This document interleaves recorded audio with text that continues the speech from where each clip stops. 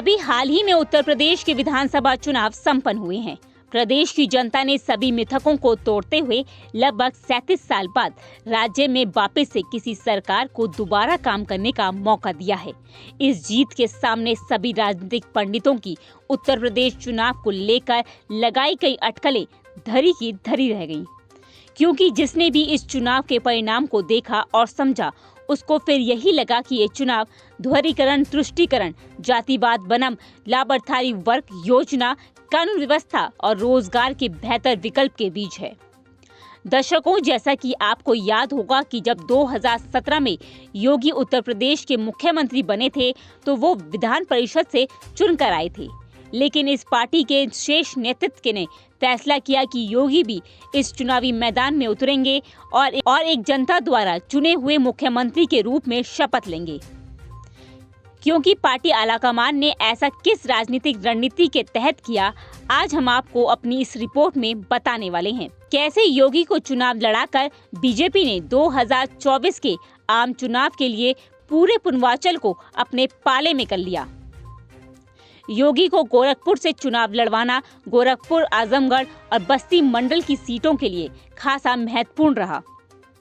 गोरखपुर से सटे बस्ती, आजमगढ़ और देवपटानी मंडलों में योगी की गोरखपीठ राजनीतिक रूप से काफी सक्रिय रही है। योगी ने अपने अगल बगल के 7 जिलों की 60 से ज्यादा सीटों पर जमकर इस विधानसभा चुनाव में प्रचार किया था।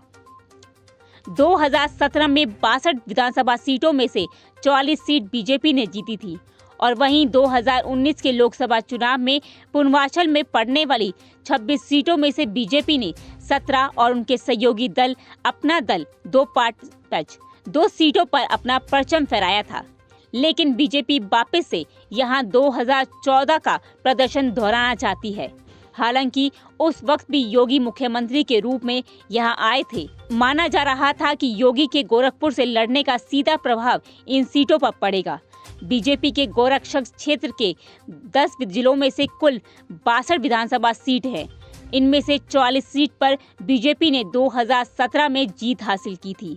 बस्ती मंडल, जो कि गोरखपुर से 70 किलोमीटर ही दूर है और योगी के सबसे बड़े प्रभाव क्षेत्र के रूप में माना जाता है, वहां के 3 जिलों की 13 सीट पर 2017 में बीजेपी ने एक तरफा जीत हासिल की थी। योगी के प्रभाव का ही असर था कि बस्ती डिवीजन के किसी भी जिले में विपक्ष का खाता तक नहीं खुल पाया था। योगी के गोरक्षक पीठ और खुद योगी आदित्यनाथ का प्रभाव पूर्वांचल के उन इलाकों में जाना जाता है जो यूपी की सत्ता में निर्णायक भूमिका अदा करते रहे हैं। योगी के प्रभाव क्षेत्रों में कुशीनगर, देवरिया, संत कबीर नगर, महाराजगंज, गोरखपुर, बस्ती, कुशीनगर, आजमगढ़ और मऊ जैसे महत्वपूर्ण इलाके हैं। यहाँ की तमाम सीटों पर योगी खुद चुनाव लड़वाते रहे हैं। कुछ स्थानों पर योगी की हिंदू युवा वाणी का प्रभाव भी बहुत अधिक है। ऐसे में योगी आदित्यनाथ को गोरखपुर से चुनाव लड़वाकर इस प्रभाव को कैश कराने की कोशिश 2014 के लोकसभा में की जाएगी। Bureau report, next 9 news nation.